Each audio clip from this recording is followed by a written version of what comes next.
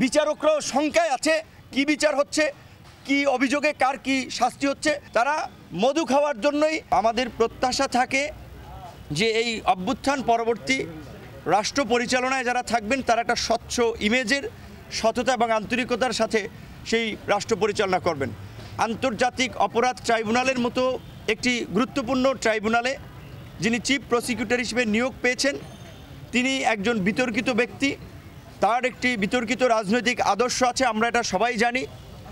এবং ইতিমধ্যেই তিনি আওয়ামী লীগের নেতাদের সাথেও জাতীয় পার্টির নেতাদের সাথেও মিটিং করেছেন, আমরা তথ্য পেয়েছি। কিন্তু যেহেতু আমরা এই সরকারেরই পার্ট, এই আন্দোলন সংগ্রামেরই পার্ট, কাজে আমরা কথা বলতে চাই নাই। কিন্তু তার কর্মকাণ্ডে আমাদের কাছে দৃষ্টিগোচর হয়েছে এবং আপাত দৃষ্টিতে মনে হয়েছে যে তিনি তার ক্ষমতার অপব্যবহার করে, অপপ্রয়োগ করে তিনি টাকা পয়সা ধান্দাবাজিতে ব্যস্ত আছেন, যার ফলেই গণ অধিকার পরিষদের নামক এই উদীয়মান তরুণদের প্রতিষ্ঠিত নিবন্ধিত রাজনৈতিক দল, সেখান থেকে যারা আমরা কাউন্সিলের পরে যাদেরকে পদে রাখা হয় নাই সেরকম কতিপয় দলসুরদেরকে উস্কে দিয়ে তিনি নিবন্ধন কোর্টে রিট করিয়ে তাদের দিয়ে আমাদের বিপক্ষে দাঁড় করিয়ে দিয়েছেন। অর্থাৎ তিনি একটি রাজনৈতিক স্বার্থ হাসিলের জন্য গণ অধিকার পরিষদের মতো এই গণ অভ্যুত্থান এবং গণ আন্দোলনের একটি অংশীদার সংগঠনকে বিতর্কিত করতেছেন এবং একই সাথে তিনিও নিজেকে বিতর্কিত ব্যক্তি হিসেবে উপস্থাপন করেছেন। তিনি সরকারি এই চিফ প্রসিকিউটর হয়ে সরকারেরই প্রতিষ্ঠান নির্বাচন কমিশন, সাংবিধানিক প্রতিষ্ঠান, সেই প্রতিষ্ঠানের বিরুদ্ধে দাঁড়াতে পারেন না। তো যিনি কিছু পয়সার লোভে, কয়েক লক্ষ টাকার লোভে যদি তিনি এইভাবে তার নীতি নৈতিকতা শুরুতে বিসর্জন দেন, তাহলে এই মামলায় যাদেরকে ফাঁসি দেওয়া হবে, যাদেরকে যাবজ্জীবন দেওয়া হবে, এই গণহত্যাকারী ফ্যাসিস্ট আওয়ামী লীগ এবং তার দোসরদেরকে আমাদের সংখ্যা তাদের সাথে তিনি আপোষ করে এই গণ অভ্যুত্থানের ফলাফলকে তিনি ভেস্তে দিবেন, এই আদালতকে বিতর্কিত করবেন, সরকারকে বিতর্কিত করবেন। তাই আমরা সরকারের কাছে দ্রুত সময়ের মধ্যে এই বিতর্কিত ব্যক্তিকে অপসারণের দাবি জানাচ্ছি এবং পরিষ্কারভাবে আমরা এই কোর্ট প্রাঙ্গণ থেকে বলছি যে তার অপসারণ না করা হলে আইনজীবী অধিকার পরিষদ সারা দেশের আইনজীবী সহ ছাত্র জনতাকে নিয়ে গণ আন্দোলনের মাধ্যমে তাকে পদত্যাগ করাতে বাধ্য করবে। এই কোর্টেই দৃষ্টান্ত স্থাপিত হয়েছে। ছাত্র জনতার আন্দোলনের মুখে দুর্নীতিবাজ দলদাস বিচারপতিরা কিন্তু পদত্যাগ করতে বাধ্য হয়েছে।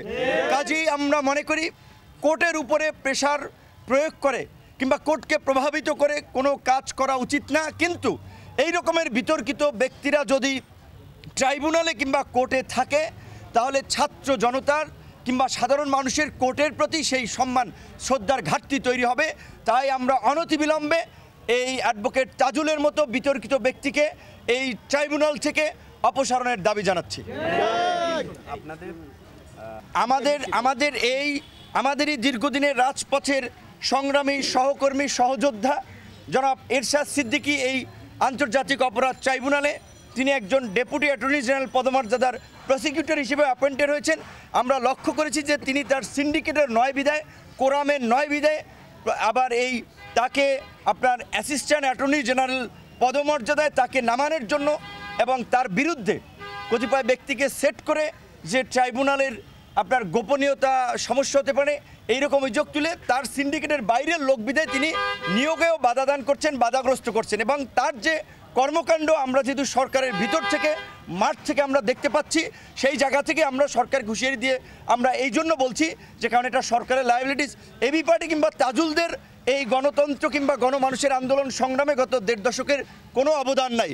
তারা মধু খাওয়ার জন্যই এই প্রেক্ষাপটকে ব্যবহার করে কেউ প্রসিকিউটর হচ্ছেন, কেউ বিভিন্ন জায়গায় যাচ্ছেন। কিন্তু আমাদের পরিষ্কার কথা, এই ধরনের বিতর্কিত ব্যক্তিকে এইখানে আন্তর্জাতিক অপরাধ ট্রাইব্যুনাল রেখে তাকে এই ব্যবস্থাকে বিতর্কিত করা যাবে না। এই আন্তর্জাতিক অপরাধ ট্রাইব্যুনালের দেশি বিদেশি সকল রাজনৈতিক দল, রাষ্ট্র, মানবাধিকার সংগঠন সবার নজর আছে কি বিচার হচ্ছে, কি অভিযোগে কার কি শাস্তি হচ্ছে।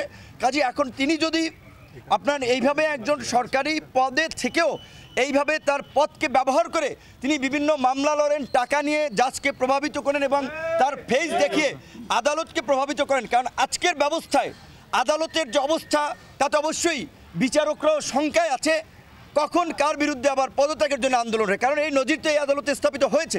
তো কাজী আন্তর্জাতিক অপরাধ ট্রাইব্যুনাল একজন চিফ প্রসিকিউটর অ্যাটর্নি জেনারেল পদমর্যাদার তিনি যখন কোনো কোর্টে যান, স্বাভাবিকভাবেই সেই বিচারক এবং বিচারপতির প্রতি একটা চাপ তৈরি হয়। তো তিনি যদি পদকে ব্যবহার করে এইভাবে মামলা নেন এবং ব্যবসা বাণিজ্য ধান্দাবাজি করেন, তাহলে এই যে আন্তর্জাতিক অপরাধ ট্রাইব্যুনালের বিচার শুরু হলে তিনি কি করবেন, কি করতে পারবেন, সেটা আপনাদের বিবেচনার উপরে আমরা ছেড়ে দিলাম। ধন্যবাদ।